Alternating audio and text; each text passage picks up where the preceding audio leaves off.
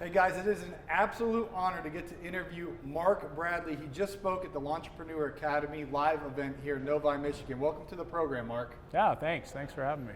I have heard so much about you by Caleb and Brittany Allman and how intelligent you are and what an incredible business, multiple businesses you've built now. So we really want to hear the story. Oh yeah, great. Yeah, thank you. TBG in Toronto, Ontario. Tell us the story. Yeah, I started my landscape company when I was 21, just, like everybody else with a pickup truck and a wheelbarrow. And over the years, I kind of evolved the business from what was started out as a landscape maintenance company into a full service snow company and design, build, and environmental construction.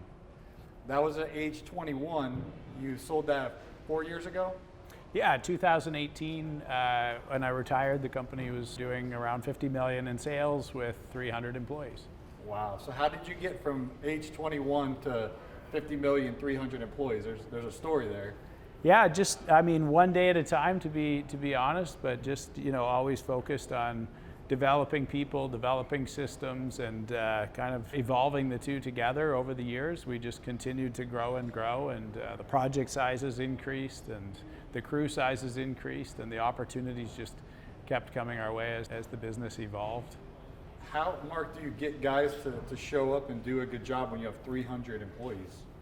In the industry, it's tough work. Yeah, I think, creating a more entrepreneurial atmosphere in the business, really training people to focus on growing themselves, becoming better at what they do, and utilizing the systems that we had as a company to allow them to do their work efficiently and understand whether the work is being done in a way where it's contributing to the overall success in the company. And so that really looked like having 50 entrepreneurs within the company, and those being the field crew supervisors that are running the work. And they have to understand what success looks like, how to make money, and I think ultimately they have to understand what the timelines on projects are and how they're doing against those timelines. And so lots of training.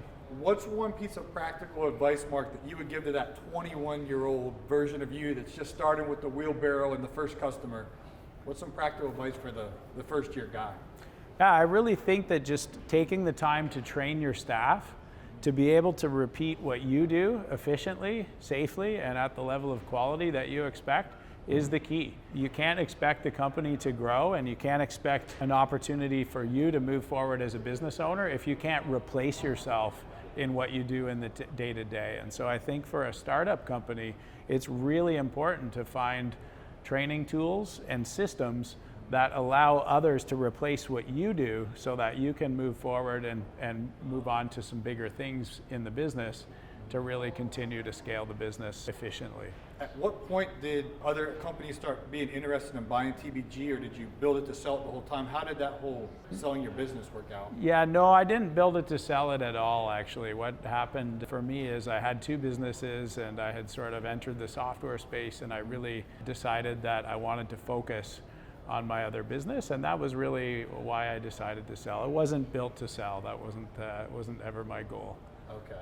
So you're a serial entrepreneur. You just had too much going on. Yeah, you could say that. Yeah, for sure.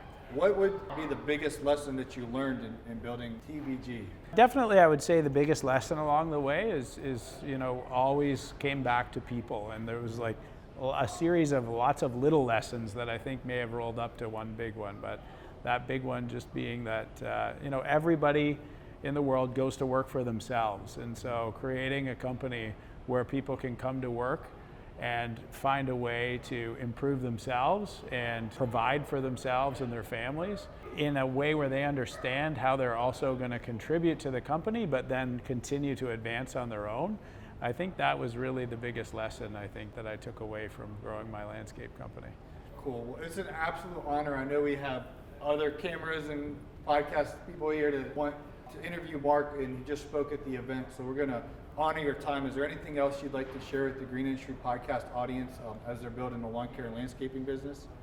Yeah, I think the one last takeaway would be, create a budget. If you're a startup business, it's super important to have an operating budget. You can't just go into the year and hope to make money. You have to go into the year with a plan to make money. And so creating a budget that includes a sales forecast, a plan for what you're going to spend on labor, materials, equipment, and subcontractors and overhead allows you to see what's going to be left over at the end of the year. And in my mind, that's probably the most important piece of advice I always like to share with smaller companies that are looking to grow a little bit is create a plan and then stick to it throughout the year. And that plan is a budget. Cool. Well, Mark, it's an absolute honor. All the power, I was sitting in your talk there and the powerful information that you imparted into our community. So thank you for all that you do. Yeah, thank you. Glad to be here. Cool. It's nice to meet you, Mark. Yeah, great. Thank you.